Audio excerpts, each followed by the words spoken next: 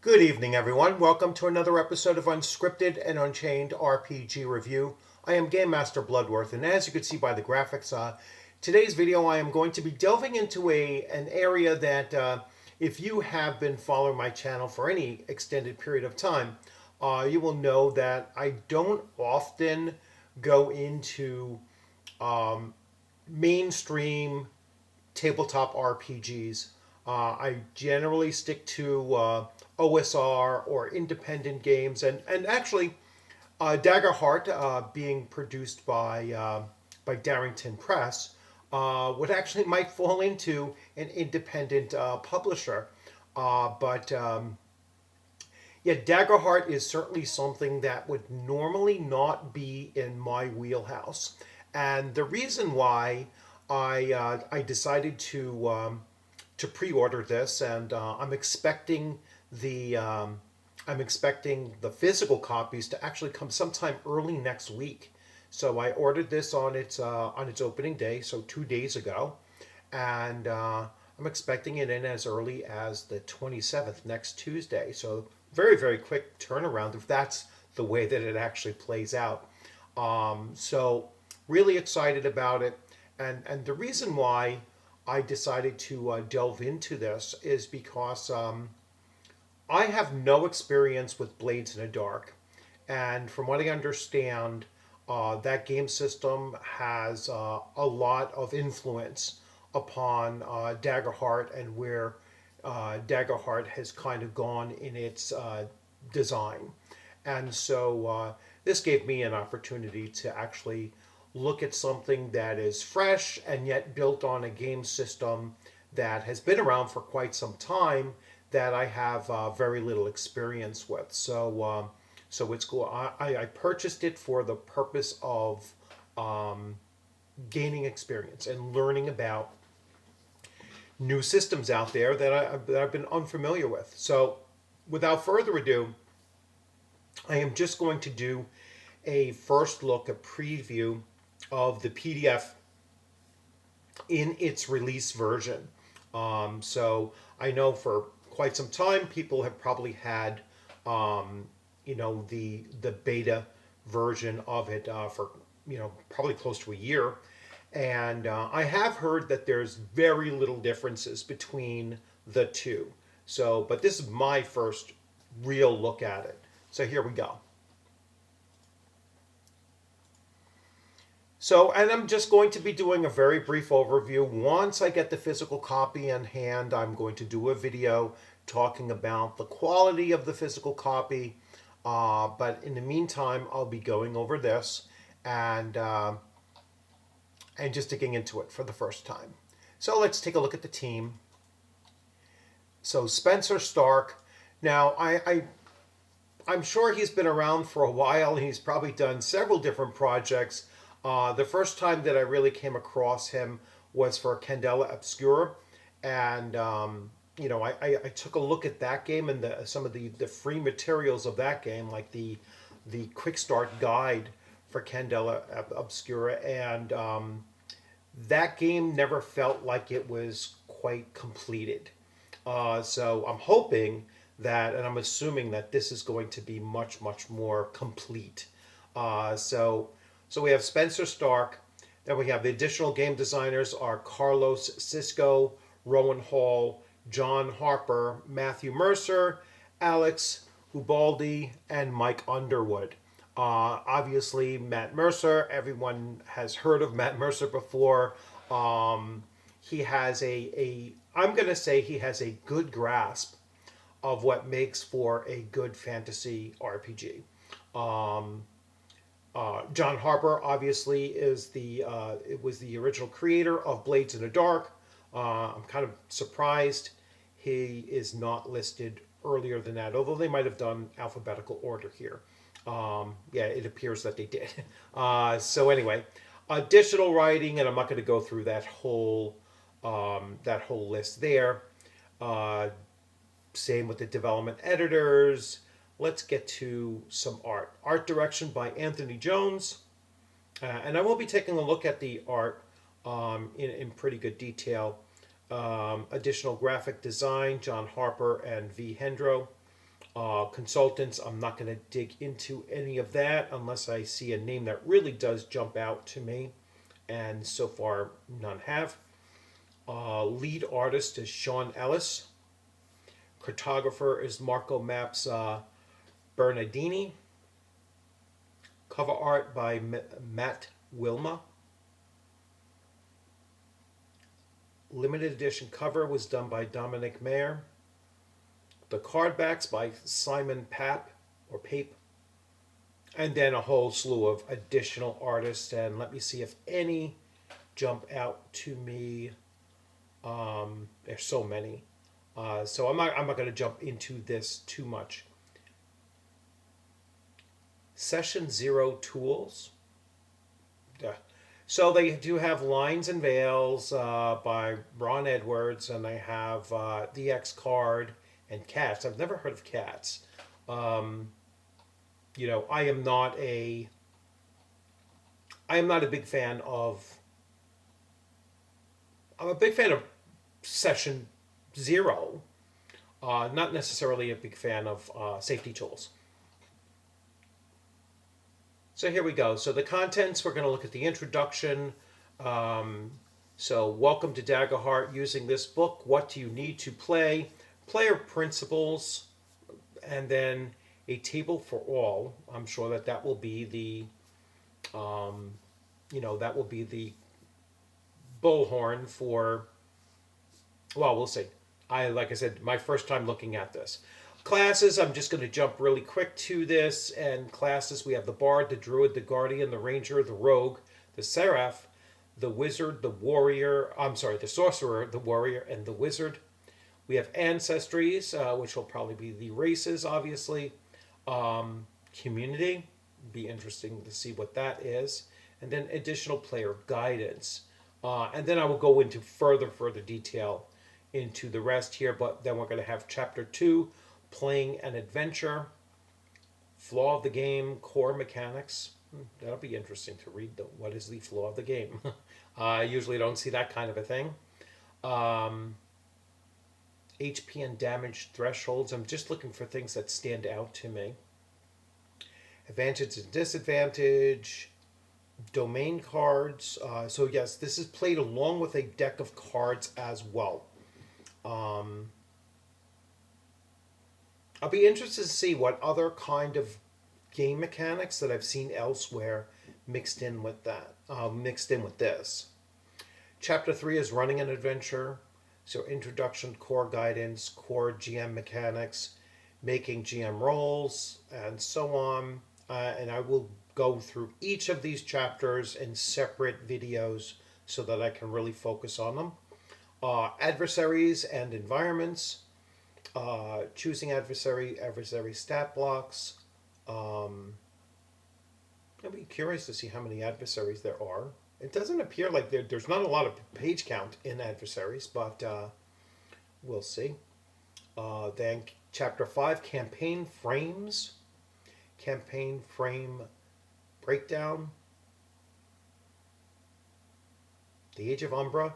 So the Age of Umbra is going to be a mini series that they're doing. They're either doing it currently now or that's coming soon. And then I fully expect that the new season of Critical Role, the 4th season of Critical Role, is going to be using Daggerheart.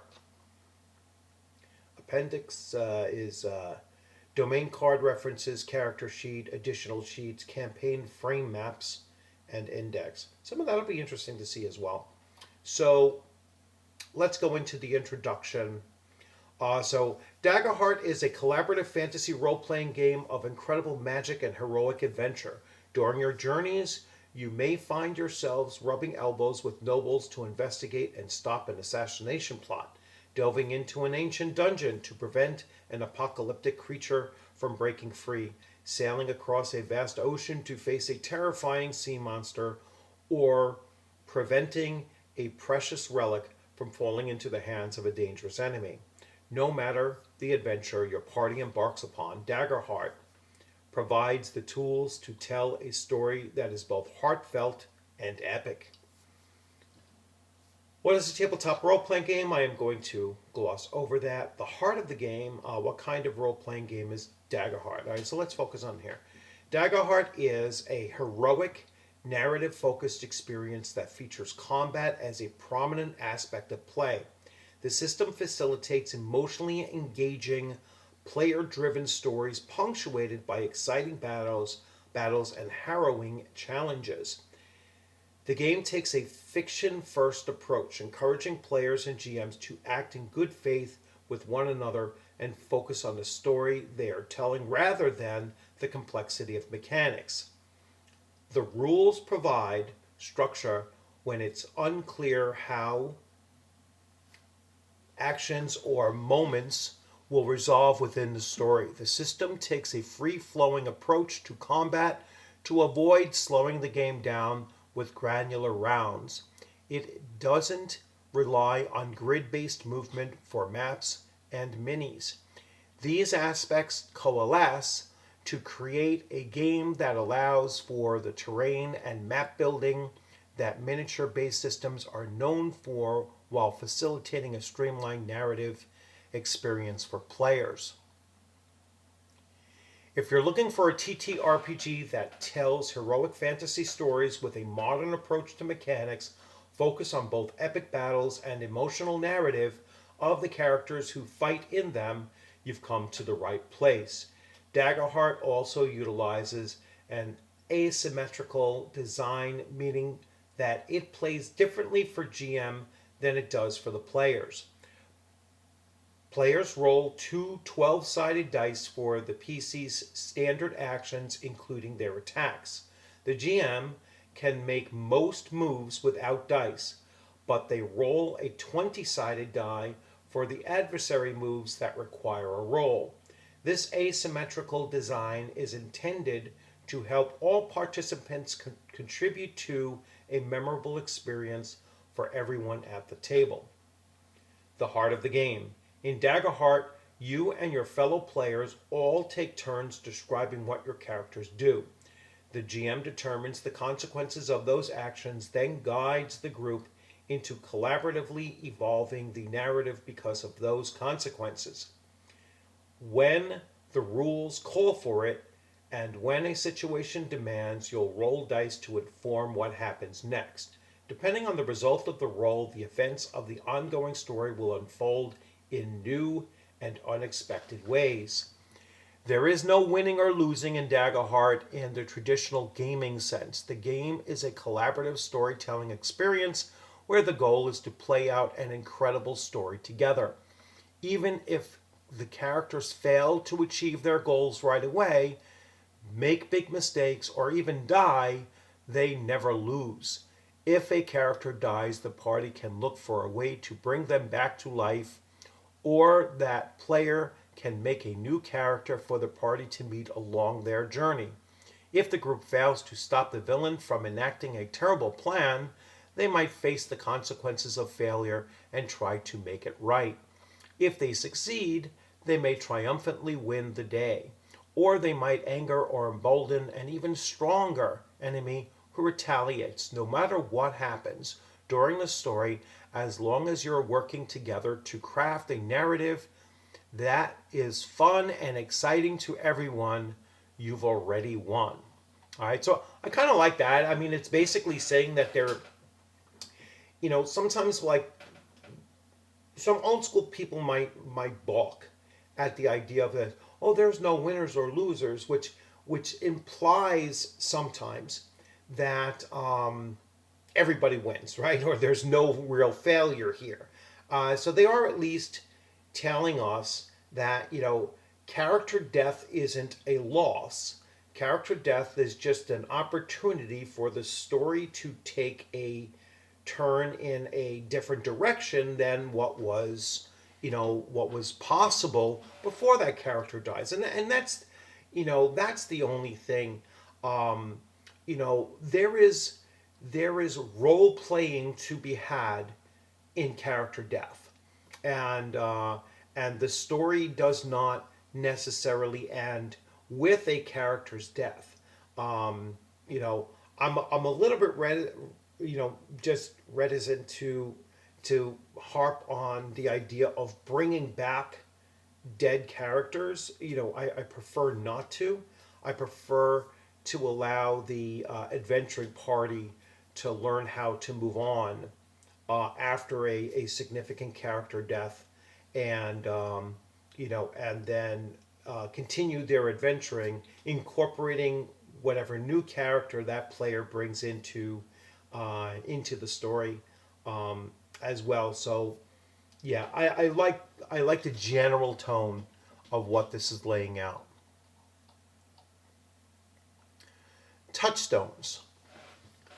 So Daggerheart derives inspiration from a variety of sources. Below is an abridged list of media the design team drew from while crafting this game. So TTRPG's 13th Age, Apocalypse Keys from Evil Hat Productions, Apocalypse World.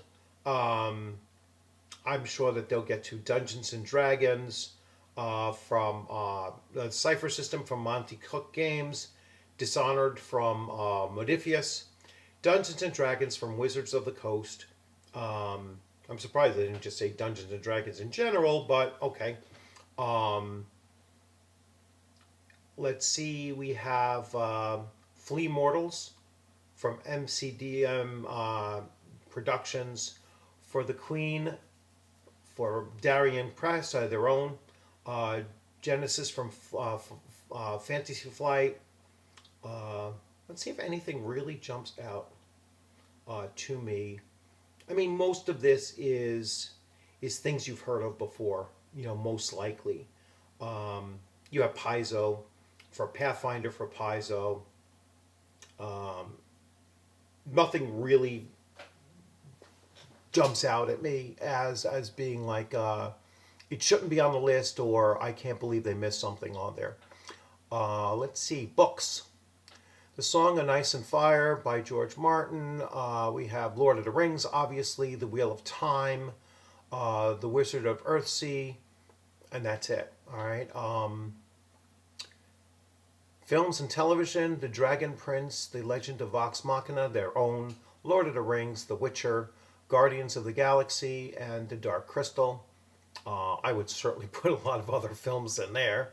Video games, so Borderlands, Dragon Age, The Elder Scrolls series, Outriders from The People Can Fly, special appreciation for the Genesis system, Cipher system, among many others, Wizards of the Coast, Dungeons and Dragons, Advantage and Disadvantage system that wasn't originally from Dungeons and Dragons, just to correct them there.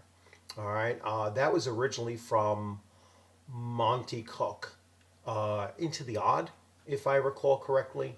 But anyway, 13th Age, Blades of the Dark, The Wild Sea from Mothapia Games publication. The design of Wizards of the Coast Dungeons and Dragons 4th edition, and the monster design of Flea Mortals. All right, and so on. Core mechanics overview. I'm not going to get too much into this here.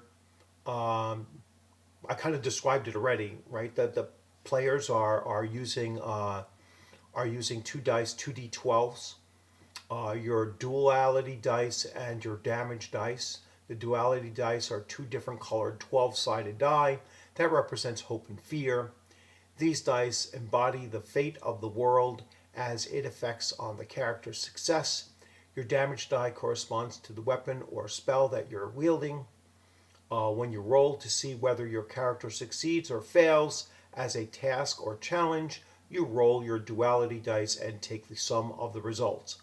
Then add up any bonuses your character has applied to their action. If the total is equal to or higher than the difficulty set by the GM, your character succeeds. If it's lower, they fail. You also tell the GM whether your hope or your fear die rolled higher. As the situation around changes based on the result, we'll discuss this more in depth later on. All right. It probably leads to like partial success or partial failure kind of thing. Sessions and campaigns. Uh, when GM and players gather to play Daggerheart, the game is called a session. Each session is a small story, and if the group plays more sessions, those small stories become part of a larger narrative known as a campaign. All right, so they're not going to actually tip you off as to like what the what the anticipated length is going to be. Um, the golden rule, most important rule of Daggerheart, is to make the game your own. The rules included in this book are designed to help you enjoy the experience at the table, but everyone has a different approach to interpreting rules and telling stories. And then rulings over rules. All right, so that's the one element of old school that we really do have here. Um,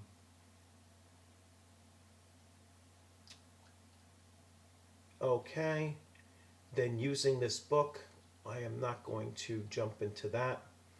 What do you need to play? Between 2 to 5 players, a game master, game dice, tokens, and we'll get into why tokens are the game cards themselves, character sheets and notes, optional maps and miniatures. Player principles. We recommend following these principles when engaging with Daggerheart as a player to get the most out of the system. Be a fan of your character and your journey. Spotlight your friends. Address the character and address the players. Build the world together. Play to find out what happens. Hold on gently. I want to see what that hold on gently means. Improvisational storytelling isn't always perfect, and that's okay. Hold on gently to the fiction, enough that you don't lose the pieces that matter, but not so tightly that the narrative also has no room to breathe.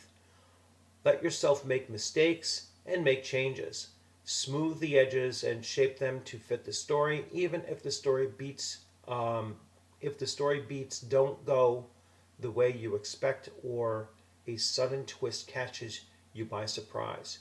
Trust the GM and your fellow players will all create something beautiful and memorable at the end. A table for all. So here we go with the thing. So Daggerheart is a game for players of all races, ethnicities, genders, faiths, sexualities, and identities. It is the responsibility of each player in the game to ensure that the table you share is a place where everyone is empowered, respected, and safe. All right. Because of the nature of the open-ended storytelling and role-playing games, it is possible to touch upon topics that might be difficult or sensitive for some players. Subject matter that might just be an imaginary scenario for you could bring up real-life topic that is personal or uncomfortable for somebody else. When you gather to play for the first time, make sure that you talk through what kind of experience you're looking to have and bring up any themes or topics you'd like to avoid. Everyone should abide by the social contract and add to or modify if they have the time if needed. All right, session 0 and safety tools section in chapter 3. All right, I'm not going to go into that right now. I mean, basically, it's just you could shorten this up by just saying, be respectful of everybody at the table, and and be there to have fun and enhance each other's fun. All right, and and bottom line, just don't be a jerk, and you'll be fine. Um, Other things that I say, for session 0, basically, or as an adventure designer, because I virtually create every single adventure that my players are going to have their characters engage in. Um, I write at PG-13, and my players are all adults, and so if there were a situation that I thought is PG-13 and not suitable for adult, then I'd question whether or not it's truly PG-13. And so I do expect that the adults at my table can handle PG-13. And I've never encountered a situation in nearly 40 years of gameplay. I've never encountered a situation where where someone that is an adult can't handle something that's taking place in PG-13. Now that's just my own personal experience, um, and I just, I would certainly be responsive if someone, said to me, "Hey, that's something, can we talk? Can we talk this through or whatever?" Or, "Hey, I need to walk away from the table for a few minutes, and then we will continue playing, until the person returns." That's just something that's that should be permissible in everyone's session zero discussion. Is that, if you feel that you need to step away for a few minutes, go right ahead. Again, I'm running a game for adults, and adults can make adult decisions like that. And then if they choose to return, they're certainly welcome to return. If they choose not to return, I would certainly want to make a follow up with that individual and say, "Hey, what happened? Was there something that was said or done or whatever that, made you walk away?" And and at least address that, and of course, invite them to come back if they felt comfortable in doing so. But if they didn't feel comfortable in doing so, then I would just, wish them well, um, unfortunately, sometimes players are not a good fit for what you're looking to run at your table, or you might not be a good fit for them, at your table. And so it's best to talk these things out and find out what's going on. I just wouldn't interrupt the actual game time, at everyone at the table's expense.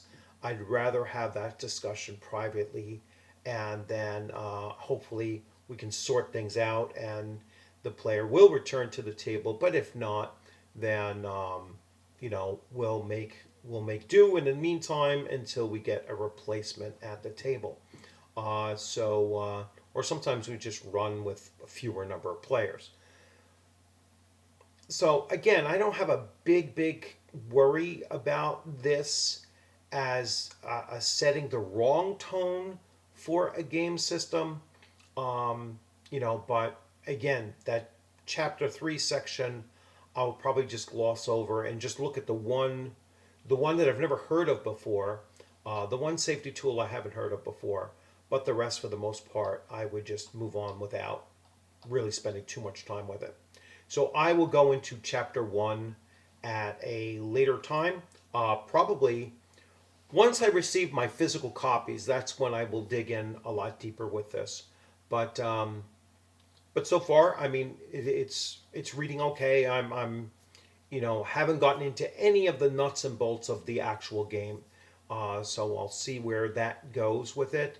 But overall, you know, it's looking like it will shape up to be an interesting read. And will I potentially run this? There's always a possibility. I have to see how the game actually plays out, at least in my head initially, and then I will see um, if it's something that I see in the wild. So that's an expression I use. If I see this being played at a convention that I'm going to, and I have the opportunity to play it, I would certainly play it. Um, and I would want to play this a few times just to get used to it, to the point before I actually consider running it. Is this something that's going to simply just sit on my shelf unread? Absolutely not. I am certainly going to dig into this, and I'm going to go over this with you, watching along as I take my first real in-depth look at Daggerheart. So far, glad that I picked it up. So no regrets there. If you saw my last short video, where one of the very rare game systems I picked up that just took too long for that Kickstarter to be fulfilled, and I was wholly underwhelmed by what the game system actually was when I finally got it, and it was one of my few regretful purchases. This is not going to fall into that category. So at the very least, I'm going to see things in this system that I'm presuming that I will say, hey, that's really cool, and maybe even find ways to integrate that into other systems that I do run on a fairly frequent basis. So I hope you enjoyed this video. Yeah, I know it's probably a surprise to many of you that have been following me for a while. It's like, hey, Rich is jumping in on the Daggerheart bandwagon. Don't don't get too far ahead of yourselves with that. Um, but I certainly wanted to take a first look at it. It just being 2 days after its official release. So you all have a great rest of your week and upcoming weekend. I'm going to have quite a few videos coming up over the next couple of days that are going to be important videos, especially on Saturday. We'll be talking once again about the two conventions I'm going to just 2 weeks from this Saturday and then 3 weeks from this Saturday. So be on the lookout for that. I am also I'm doing a live stream Sunday evening at 7 p.m. Eastern Time, and that is going to be with a new Facebook friend, Eric, who reached out to me when he saw that I was mentioning Dangerous Journeys, and he wants to come on because he's writing an academic paper on Dangerous Journeys. And so I was like, yeah, I'd love to have you come on the show and talk about Dangerous Journeys. And I'm going to start doing another delve into Dangerous Journeys, because I have all 5 books so far. I believe there's like a sixth, very hard to find book for that. But I will spend some time with Dangerous Journeys going forward certainly beyond this Sunday as well. So that's pretty much it for me for today. So you all have a great one. Take care. And I look forward to seeing you on a gaming screen or at a convention sometime soon. Please remember to like and subscribe and to leave your comments in the comments section. That really does drive me forward in looking at new game systems that I might not have previously thought to look at. You'll have a great one. Take care.